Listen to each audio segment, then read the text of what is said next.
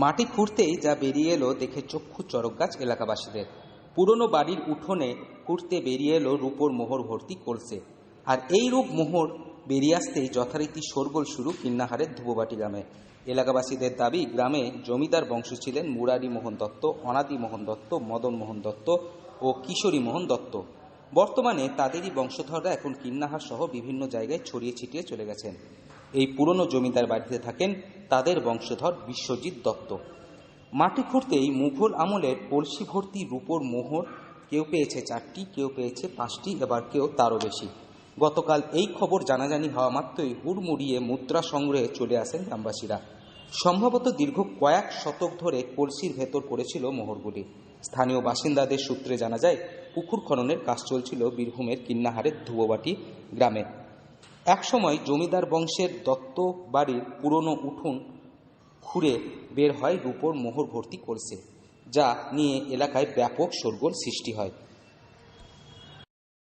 জানতে পেরেছেন, কি শুনেছেন? হ্যাঁ, মানে আমি একটু ছোট করে পুকুর কেটেছিলাম বাড়ির ভেতরে। এবার বাড়ির ভেতরে ওই আমাদের এখানে চতুর্ভুজ থেকে ধুরবাটি পর্যন্ত রাস্তা হয়েছে, জিসিবিতে একটু মাটি নিয়েছে। এবার খাল করার পরে কিছু ওই চাঁদির টাকা মাকা পেয়েছে বলছে, ছেলে পিলে তারপর মানুষে রাস্তার মধ্যে পেয়েছে। এখন এইটাই শুনছি। তা অনেক আগেকার বাড়ি, এটা অনেক দাদুর আমলকার অনেক বাড়ি, কিন্তু তা কি ছিল সেটা আমি জানি না, আমি দেখিও নাই কোনোদিন।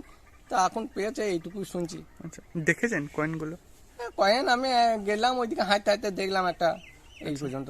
মানে কত টাকার কয়েন কিছু বুঝতে পেরেছেন? না না না না না আমি কিছুই জানি না, মানে হাঁড়ি ছিল এই পর্যন্ত পেয়েছে সবাই বলছে, যা সেইটুকুই শুনছি আমি।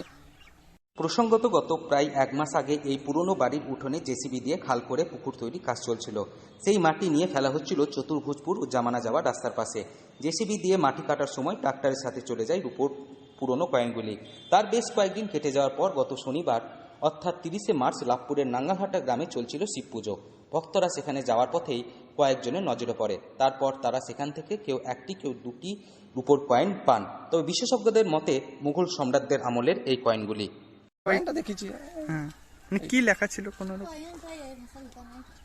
আরবি ভাষায় লেখা আছে। আরবি ভাষা? হ্যাঁ, আচ্ছা আরবি ভাষায় লেখা আছে। মানে কতগুলো কি পেয়েছে বলছে? কতগুলো পেয়েছে আমি ওটা তো কি করে জানবো, আমি তো ছিলাম না, আমি তো বাড়িতে থাকি, একা মানুষ। আমি এই ঠাকুর নিয়ে থাকি, শিব ঠাকুর, গোপীনাথ, রাধারানী, দুর্গা আছে, এই নিয়ে আমি থাকি।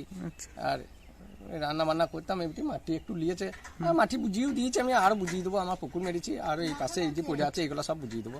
হয়তো বুঝাইতে লেগেছে, এবারে ওদের সেই মুসলিমদের ইয়ে আছে, রোজা আছে বলে বুঝাইতে আসে নাই, বুঝিয়ে দেবে বলেছে। আচ্ছা, মানে কটা কি পাওয়া গেছে শুনেছেন?